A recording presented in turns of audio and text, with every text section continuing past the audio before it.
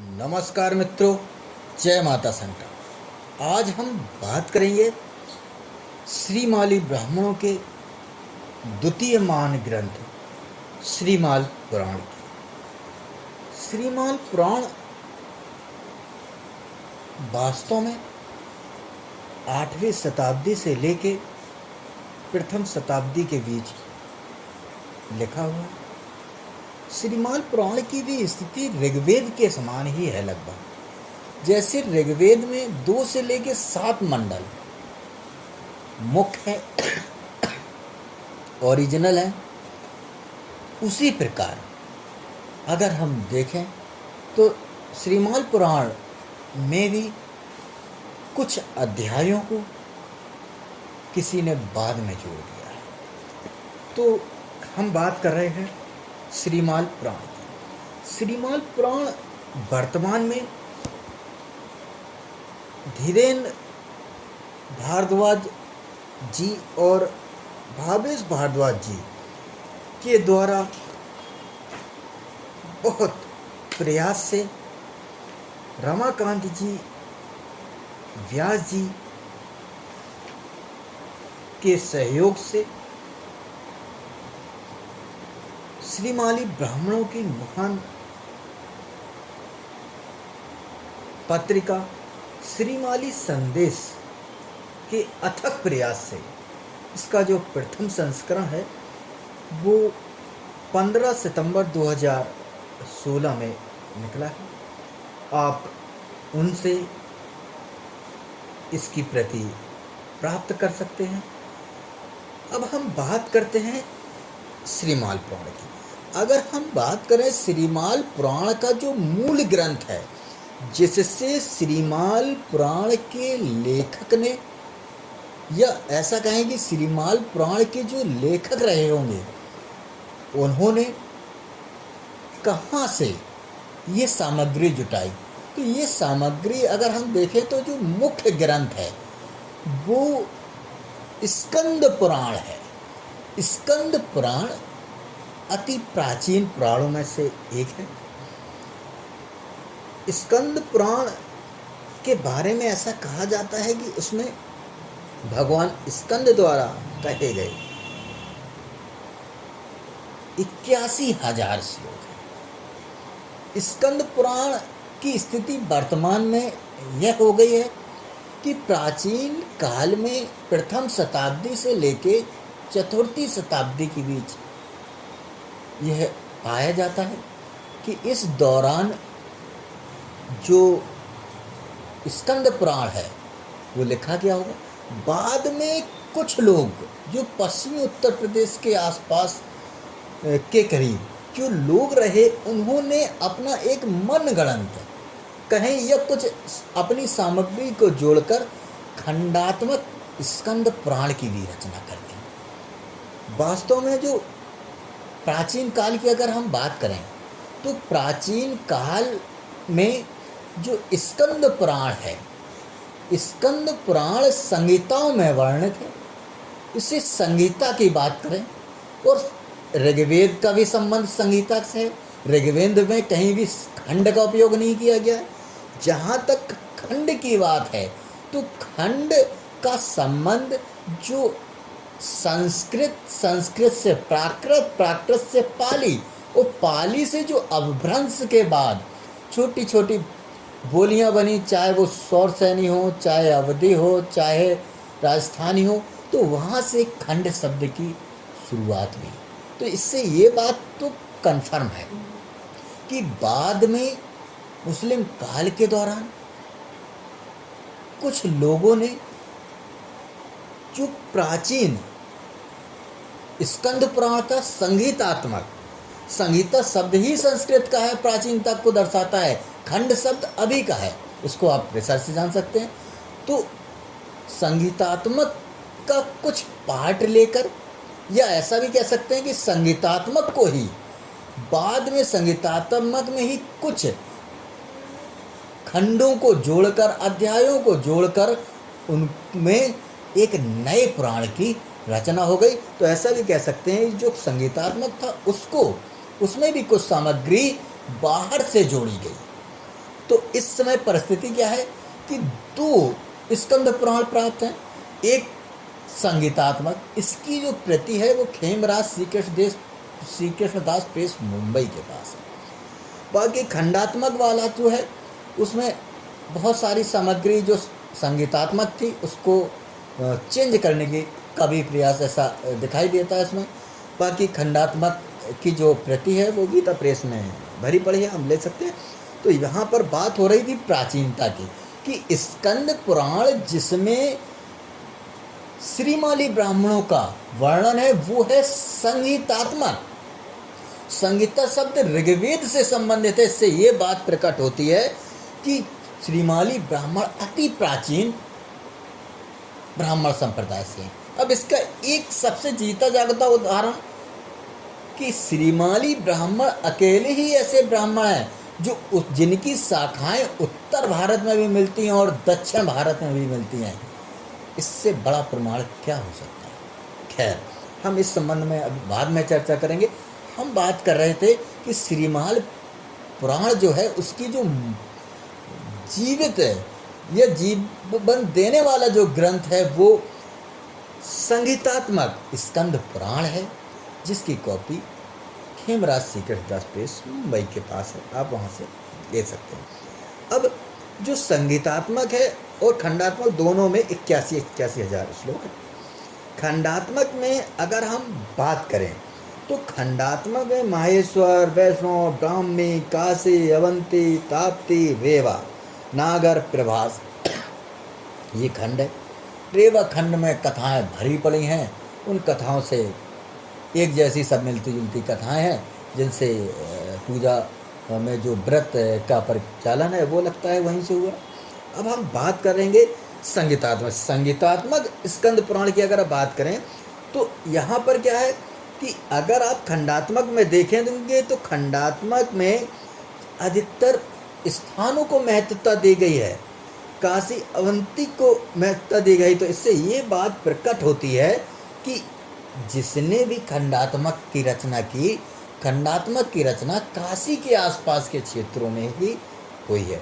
अब जो संगीतात्मक की अगर बात करें तो वहाँ सनत कुमार संहिता, शंकर, ब्रह्म, सौर, वैष्णव और सूत ये 6 संहिता हैं। उस संहिता का जो संबंध है वो भारतवर्ष में संस्कृत की प्राचीनता को दर्शाता है। ठीक, तो इसी के स्कंद पुराण के जो श्लोक हैं उन्हीं श्लोकों में जो संगीतात्मक स्कंद पुराण है उसके ब्रह्म विभाग के 3रे परिच्छेद में श्रीमाल महात्म का वर्णन है। और अगर हम बात करें तो आज वर्तमान में जो श्रीमाल पुराण हमारे पास जिसकी कॉपी है, जो श्रीमाली संदेश के अथक प्रयासों के द्वारा प्रकाशित हुआ है, उसके संबंध में जटाशंकर जी ने 19वीं शताब्दी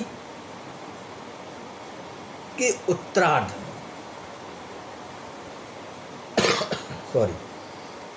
और इस पुराण का गुजराती भाषा में प्रकाशन किया जटाशंकर लीलाधर जी के द्वारा। और प्रकाशन के बाद उसी कॉपी के माध्यम से ही आज वर्तमान में जो हमारे पास श्रीमाल पुराण है उसकी कॉपी आप कह सकते हैं कि हमारे पास उपलब्ध है। अब हम आगे बात करेंगे कि जो स्कंद पुराण के द्वारा श्रीमाल पुराण की रचना हुई है, यह बात स्पष्ट है कि जिसने भी श्रीमाल पुराण की रचना की वो व्यक्ति श्रीमाली ब्राह्मण ही थे। लेकिन उसके बाद कुछ ऐसे भी लोग रहे जिन्होंने, जो शायद जैन संप्रदाय से संबंधित थे, जिन्होंने उसमें कुछ बातें अपने अनुसार या मन बना दिया, छेपक जोड़ दिए। ठीक है, तो अब हम अगर यहाँ पर बात करें तो जो श्रीमाल पुराण है उसकी रचना का काल क्या रहा होगा, इस संबंध में भ्रांतियां हैं। इस पर अभी अनुसंधान चल रहा है। और अभी अगर हम बात करें तो श्रीमाली ब्राह्मण समाज के महान गणितज्ञ ब्रह्मगुप्त, इनका कहीं भी जिक्र या इनकी संबंध में बात का वर्णन श्रीमाल पुराण में। श्रीमाल पुराण में श्रीमाली ब्राह्मण, श्रीमाली वैश्य, इसके बाद श्रीमाली जैन का भी वर्णन है। तो बाद में अगर हम अध्यायों की दृष्टि को देखें तो कुछ अध्याय जहाँ पर गौतम ऋषि से संबंधित बात की गई है, उन अध्यायों को बाद में कोई ऐसा व्यक्ति रहा जो व्यक्ति जैन धर्म से प्रेरित था और जिसको ये पता नहीं था महावीर स्वामी का जन्म कहाँ हुआ, उसने अपने अनुसार उसको जोड़ दिया और वहाँ पर श्रीमाली ब्राह्मणों को बदनाम करने की भी कोशिश की। खैर, अब हम बात कर रहे थे कि जो श्रीमाल पुराण है, श्रीमाल पुराण में जो वर्णन है, तो वो वर्णन हमने आपको पहले इसके बारे में हम बता चुके हैं कि मानधाता वशिष्ठ ऋषि से लिखित है ये, ठीक है, उनके द्वारा। और श्रीमाल पुराण का जो संबंध है वो श्रीमाल नगर से है, जहाँ मतलब लक्ष्मी जी की बहुत सारी के लिए देवताओं की बहुत सारी विमान मालाएँ हैं, उससे मालाओं से श्री और लक्ष्मी का संबंध है। तो श्री माल जो नगर है उसकी यहाँ पर स्थापना हुई और आकाश में देवताओं के द्वारा पुष्प बरसाए गए, उससे पुष्पमाल हो गया। कालांतर में आते आते रत्नमाल हो गया और कलयुग में भीलमाल, भीलों की वजह से या किरातों की वजह से भीलमाल भी कहा जाने लगा, ठीक है। तो इसमें हम अब आगे चलेंगे। जो श्रीमाल पुराण है, श्रीमाल पुराण को अगर हम देखें तो श्रीमाल पुराण में कई सारे अध्याय हैं और उन अध्यायों को अगर हम देखते हुए चलें तो श्रीमाल पुराण के जो अध्याय हैं उन अध्यायों में अगर प्रारंभिक स्थिति की हम बात करें तो वो प्रारंभिक स्थिति वशिष्ठ जी का जो आगमन है, उनके आगमन से जो प्रथम अध्याय है वो शुरू होता है। उसके बाद जो दूसरा अध्याय है वो गौतम ऋषि के वर प्रदान से शुरू होता है। इस क्रम से श्रीमाल पुराण निरंतर आगे बढ़ता रहता है। और श्रीमाल पुराण के जो अगर हम मूलता की बात करें तो जो श्रीमाल पुराण का महात्मा है, उस महात्मा के बाद जो वहाँ की श्रीमाली ब्राह्मणों के गोत्र कुल देवियों का वर्णन है, उसकी अगर हम बात करें तो उसके आधार पर जो अध्यायों की अगर हम बात करें तो लगभग 66-67 अध्यायों तक अगर हम देखें तो वहाँ पर जो प्राचीनता है, श्रीमाली ब्राह्मणों से संबंधित प्राचीनता है, वो स्पष्ट दिखाई देती है कि जो श्रीमाल पुराण है वो 8वीं शताब्दी से लेकर प्रथम शताब्दी के बीच से उसका संबंध होता है। अब यहाँ पर एक बात है कि श्रीमाली ब्राह्मणों के विवाह में कुल दीपक या कुल दीपोत्सव की जो कुल देवताओं के लिए या ये अति प्राचीन, आपको ये चीज़ें जो अति प्राचीन आदिवासी समुदाय भी हैं, अति प्राचीन संप्रदाय हैं, उनमें ये बातें देखने को मिलती हैं। से ये बात स्पष्ट होती है कि जो श्रीमाली ब्राह्मण है वो अति प्राचीन है। ये बात लगभग 8वीं शताब्दी से पहले की ही है, क्योंकि उसके बाद की ये प्रचलन धीरे धीरे समाप्त होने लगा था। और कुल देवता संबंधित, कुल दीपक से संबंधित हमने बहुत रिसर्च की है। अब हम इसके अगर आगे बात करें तो 68वां जो अध्याय है उसमें भविष्य आख्यान की जो बात है, उस बात को अगर हम देखें तो उस बात वहाँ से लेके और जो सामान्य तौर पर वैश्यों का वर्णन है सॉरी, यहाँ पर कुछ बातें जो हैं वो जोड़ी गई हैं। और जो 73वां 73 अध्याय है कुलाचार कोकिल स्मृति का, और यहाँ से ही गौतम ऋषि के बारे में कुछ आख्यान, कुछ बातें प्रकट होती हैं, जो ये बातें बताती हैं कि ये बातें जिसके द्वारा भी लिखी गई हैं वो श्रीमाली ब्राह्मण नहीं थे, या बाद में कोई ऐसा व्यक्ति था जो जैन धर्म से अधिक प्रेरित था और उस व्यक्ति ने ये कथा मनगढ़ंत जोड़ दी। खैर, अब ये मनगढ़ंत जो कथा है वो कहाँ से ली गई है वो हम आपको बताते हैं। तो जो कुलाचार या कोकिल स्मृति से संबंधित मत है और एक सप्तमो अध्याय, तो ये हमने आपको भी बताया है कि ये 73वां जो अध्याय है उस अध्याय में इस बात का वर्णन है। और यहाँ पर जो श्रीमाली ब्राह्मणों से संबंधित कुछ कार्यक्रम की बात कही गई कि श्रीमाली ब्राह्मणों को क्या कार्य करना चाहिए, श्राद्ध कैसे करना चाहिए, सपिंडी कैसी करनी चाहिए और मरण और सोच की क्या परिस्थिति होनी चाहिए, ये सभी बातें कोकिल स्मृति से कही गई हैं। और कोकिल स्मृति, बड़े दुख की बात है कि वर्तमान में श्रीमाली ब्राह्मणों से संबंधित ये स्मृति थी, आज हमारे पास इसकी कोई भी प्रति उपलब्ध नहीं है, लेकिन अनुसंधान जारी है। हो सकता भविष्य में इसकी प्रति कहीं ना कहीं किसी श्रीमाली ब्राह्मण या किसी ब्राह्मण परिवार से मिल जाए।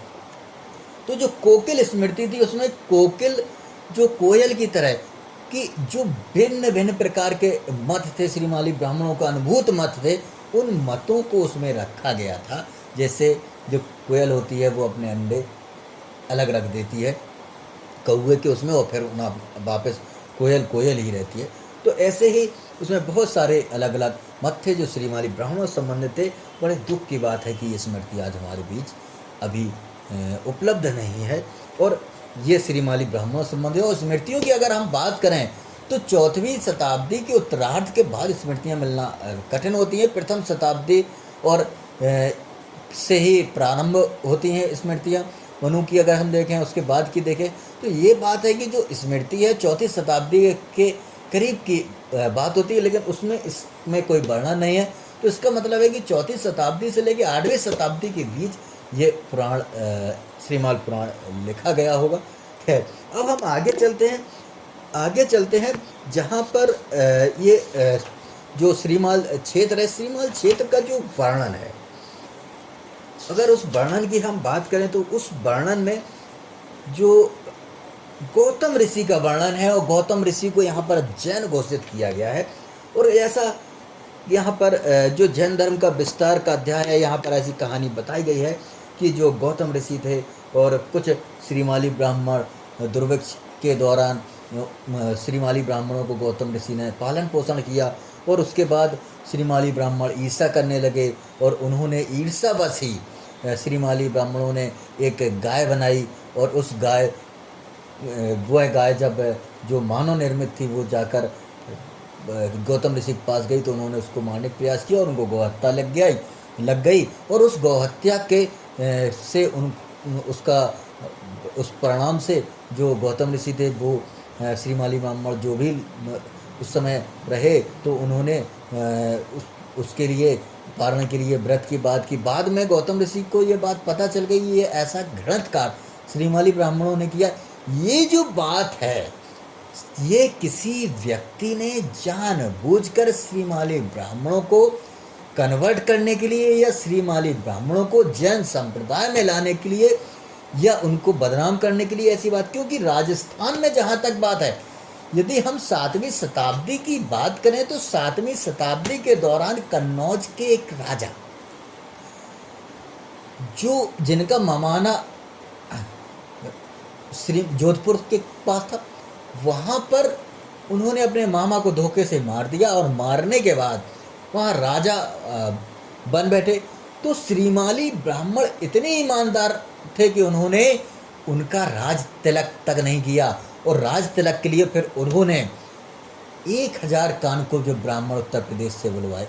तो जो श्रीमाली ब्राह्मणों के इतिहास इतना ईमानदारी से भरा पड़ा है, जिनमें अनगिनत सिद्ध हुए हैं जिनके बारे में हम कह नहीं सकते, वो ऐसा कार्य कैसे कर सकते हैं। यह उस समय की तो बात, आज भी ऐसा कार्य नहीं कर सकते श्रीमाली ब्राह्मण। तो ये बात किसी ने जानबूझ के ऐसा इसमें लिख दिया। अब ये बात प्रेरित कहाँ से?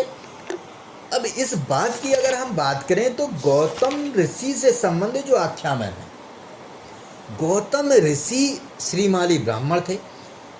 अगर हम देखें तो गौतम ऋषि के बारे में ही जो श्रीमाली ब्राह्मण है, उन्होंने स्वयं गौतम ऋषि को श्रीमाली ब्राह्मणों का पिता कहा है। ठीक है ना? श्रीमाल वासिनामस्ति पिता च गौतमो मुनि। तो श्रीमाली ब्राह्मणों ने गौतम ऋषि को अपना पिता माना है। तो ऐसा कार्य कैसे कर सकते हैं? तो श्रीमाली ब्राह्मण स्वयं गौतम ऋषि थे और जानबूझ के कुछ ऐसे लोग जो जैन धर्म में जो गौतम ऋषि की बात कही जाती है, उनसे प्रेरित होकर या उनके बारे में सामान्य जानकारी न होने के कारण, महावीर स्वामी के बारे में सामान्य जानकारी न होने के कारण किसी ने ये बातें, मनगढ़ंत बातें यहाँ पर लिख दी। अब इनमें कुछ बातें, जो बातें अगर हम देखें तो देवी भागवत पुराण में यह जो कथा है गौतम ऋषि की और सांप से संबंधित जो कथा है, उस कथा की अगर हम बात करें तो ये कथा 12वें स्कंध में देवी भागवत पुराण में है कि गौतम ऋषि और उन्होंने अन्य ब्राह्मणों को श्राप दिया था। गौतम ऋषि स्वयं श्रीमाली ब्राह्मण थे और उन्होंने जिन ब्राह्मणों को श्राप दिया था, उन ब्राह्मणों ने, जो श्रीमाली ब्राह्मण नहीं थे, उन्होंने उनके साथ छल के उनको ब्राह्मण दिया था। वहाँ उन ब्राह्मणों को श्राप दिया था कि आप धर्म से च्युत हो जाएंगे, सदैव वेद ब्राह्मण में पड़े रहेंगे और कभी आपको सिद्धि नहीं होगी। ऐसे ब्राह्मण आपको भारत में मिल भी जाएंगे। ठीक, अब ये बात कहीं से किसी ने यहाँ पर जानबूझ के वहाँ से कॉपी करके रख दी। खैर, अब हम आगे बात कर रहे थे। जहाँ तक गौतम ऋषि की बात है, गौतम ऋषि का जो जिन्होंने न्याय सूत्र की रचना की, और अगर आप न्याय को देखें तो वो स्वयं ही संसार में बहुत सारी चीज़ों को जोड़ने की, तत्व की बात करता है, ब्रह्म की बात करता है। और उसी से ही अगर हम देखें तो जैन धर्म में जो बातें बताई गई हैं कि संसार में द्रव्य जो है वो द्रव्य अस्तिकाय अनस्तिकाय से संबंधित है, और अस्तिकाय अनस्तिकाय जो भी बातें हैं वो बातें इस कहीं न कहीं सांख्य दर्शन और न्याय दर्शन से प्रेरित हैं। इसलिए जानबूझकर गौतम ऋषि को ही यहाँ पर जैन धर्म में बताने की कोशिश की गई है, जबकि गौतम ऋषि भगवान राम से पहले थे और जो महावीर जैन हैं वो 520 थे। तो इसलिए इसका एक कारण यह भी हो सकता है कि माउंट आबू इसका जैन धर्म का क्षेत्र है। माउंट आबू में भी एक भगवान राम का मंदिर है जिसकी मूर्ति लगभग 3,500 वर्ष पुरानी है।